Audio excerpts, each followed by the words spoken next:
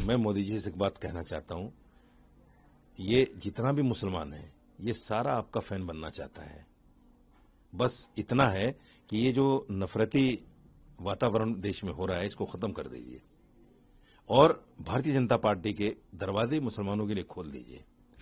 ये जो नफरती चिंटू हैं, ये जो आतंकवादी गुट हैं, मैं तो आतंकवादी गुट कहता हूं इनको, बजरंग दल हुआ, विश्व हिंदू परिषद हुआ, ये सब आतंकवादी दल है कि जैसे पुलवामा में हमारे 6 लोगों को मार दिया गया, उनका मकसद उनको मारना नहीं था, उनका मकसद देश में दहशत फैलाना था।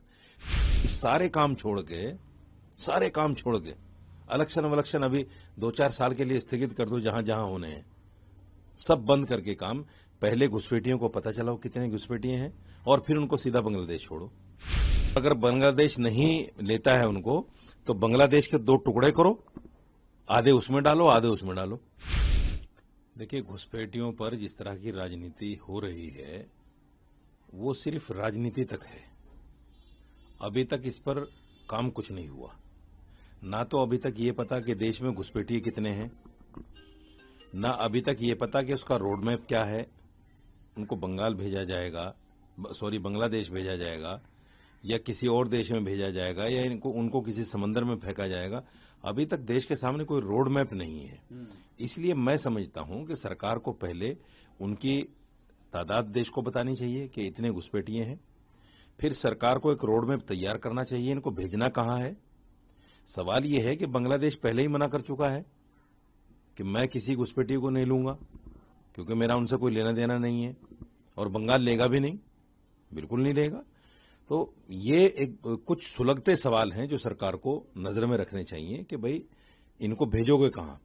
ऐसा कोई कानून देश में नहीं है कि अगर कोई घुसपैठिया है उसको या तो जेल में सड़ा दो या समंदर में फेंक दो। देश जाना पड़ेगा ना, अगर अमित शाह जी उनको बोल रहे हैं कि आपको बांग्लादेश जाना पड़ेगा तो इसमें क्या दिक्कत है? देखिए, दिक्कत ये है कि सवाल ये है कि घुसपैठिए आते क्यों हैं, ये एक बहुत बड़ा सवाल है।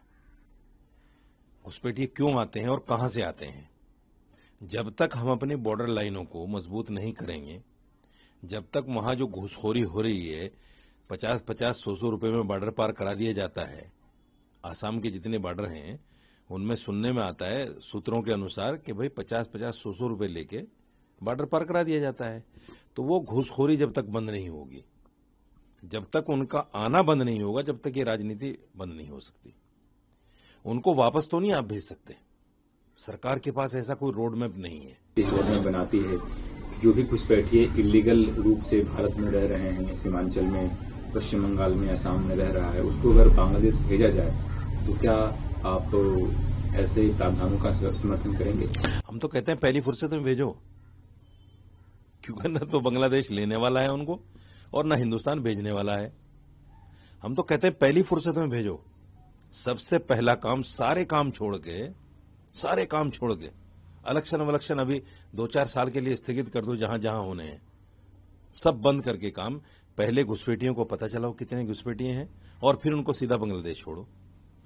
और अगर बांग्लादेश नहीं लेता है उनको तो बांग्लादेश के 2 टुकड़े करो, आधे उसमें डालो आधे उसमें डालो, या एक अलग बांग्लादेश बना दो घुसपैठियों का। करें तो सही कुछ, सिर्फ राजनीति। विपक्ष भी इस पर राजनीति कर रहा है और पक्ष भी इस पर राजनीति कर रहा है। आपको लगता है कि बंगाल से सटा हुआ बॉर्डर है, इसलिए वो हो सकता है कुछ चुनावी दौरा हो उनका इंटरनल, आपको लगता है? नहीं, बिल्कुल। देखिए, ये चुनाव के टाइम पे ही सारी चीजें याद आती हैं घुसपैठियों की। आप देखिए, इलीगल माइग्रेट कश्मीर से भी हुआ था, फोर्सफुली कहिए या बंदूक की नोक पे कहिए, आज तक वो दिल्ली में बैठे हुए हैं, वीआईपी ट्रीटमेंट मिल रहा है उनको। 370 हट गई, 35A भी हट गया। अभी तक कोई कश्मीरी पंडित कश्मीर जाने को तैयार नहीं, क्योंकि जो वीआईपी ट्रीटमेंट यहां उनको मिल रहा है वहां जाके थोड़े मिलेगा। कोई जाने को तैयार नहीं, लेकिन सियासत हो रही है उस पर कि कश्मीरी पंडितों को ऐसे भगाया गया, वैसे मस्जिदों से ऐलान हुआ, फला से ऐलान हुआ, सियासत हो रही है पूरी। और वो पंडित भी खुलकर आकर बोलते हैं हमारी बहन बेटियों को उठा लिया गया, हमारा फला उठा लिया गया। वो इसलिए बोलते हैं ताकि हमें जो चीजें मिल रही हैं वो मिलती रहें। इसलिए सबसे पहला काम देश का ये है कि घुसपैठियों को वापस करने के जो भी अपने दूसरे देश के साथ चीजें हैं उनको फोर्सफुली और पावर तरीके से ये करना चाहिए कि जितने भी लोग बांग्लादेशी आएंगे बांग्लादेश को लेना पड़ेगा। कैसे नहीं लेगा? बांग्लादेश तो मना कर देता है कि मेरे आदमी है ही नहीं, तो फिर आप डालोगे कहां उनको? ये तो बहुत बड़ा सवाल है ना। उनको डालोगे कहां आप? ऐसी कोई जगह आपके पास है नहीं हिंदुस्तान में कि उनको अलग करके छोड़ दो। Sir, prime minister Narendra Modi दुनिया के पहले ऐसे लीडर बन गए हैं जिसके इंस्टाग्राम पे 100 मिलियन फॉलोअर्स हो गए हैं, लगभग 10 करोड़। कैसे देखते हैं? देखिए, मोदी जी की जो पॉपुलैरिटी है देश के अंदर या विदेशों में, मैं समझता हूं कि ये 100 मिलियन जो है बहुत कम है, और ज्यादा होना चाहिए था, और ज्यादा होना चाहिए था। भाई 80% तो हिंदू देश में है जिनकी हिंदुत्ववादी सरकार चल रही है। अगर सारे हिंदू ही फॉलो करने लगे नरेंद्र मोदी जी को तो कम से कम 1-1.25 करोड़ तो यही हो जाएगा, 100-125 करोड़। सारे लोग, इसका मतलब ये है कि सारे हिंदू भी फॉलो नहीं कर रहे हैं। इसका मतलब तो ये हुआ ना कि सारे हिंदू भी फॉलो नहीं कर रहे हैं। हाँ, मुसलमान बहुत फॉलो कर रहे हैं मोदी जी को, इसमें कोई दो राय नहीं, मैं भी फॉलो करता हूं। मोदी जी की जो पॉपुलैरिटी है, मोदी जी का जो चार्म है, उसमें कोई दो राय नहीं है। और सोशल मीडिया पर जिस तरह से वो अपनी वीडियोस डालते हैं, कहीं भी किसी भी जगह पहुंचने की, स्टूडेंट्स से मिलने की, फिल्मी दुनिया वालों से मिलने की या नेताओं से मिलने की, अभी जैसे एआई समिट हुआ उसमें हर नेता के साथ, हर प्रेसिडेंट के साथ में उन्होंने अलग अलग अपनी वीडियो डाली और उनके साथ अलग अलग बैठकें हुई। तो ये उनका जो एक नया तरीका उन्होंने निकाला है, मैं समझता हूं किसी भी देश का प्राइम मिनिस्टर इस तरह से नहीं करता है। ये मोदी जी की खासियत है, मोदी जी कर रहे हैं और इसीलिए उनकी फैन फॉलोइंग बढ़ रही है। मेरे पास भी बहुत सारे मैसेजेस आते हैं इस तरह के उन्हीं की आईडी से कि भाई आप जो है मोदी जी के खास उसमें फॉलो करने वालों में या उनके चाहने वालों में हो गए हैं, इस तरह के मैसेजेस आते हैं। तो ये मोदी जी का चार्म तो है, लेकिन मैं मोदी जी से एक बात कहना चाहता हूं, ये जितना भी मुसलमान है ये सारा आपका फैन बनना चाहता है। बस इतना है कि ये जो नफरती वातावरण देश में हो रहा है इसको खत्म कर दीजिए और भारतीय जनता पार्टी के दरवाजे मुसलमानों के लिए खोल दीजिए। जब तक भारतीय जनता पार्टी के दरवाजे मुसलमानों के लिए नहीं खुलेंगे ये नफरतें बढ़ती रहेंगी।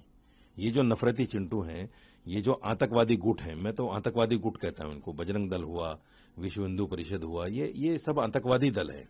ये देश में दहशत फैलाना चाहते हैं।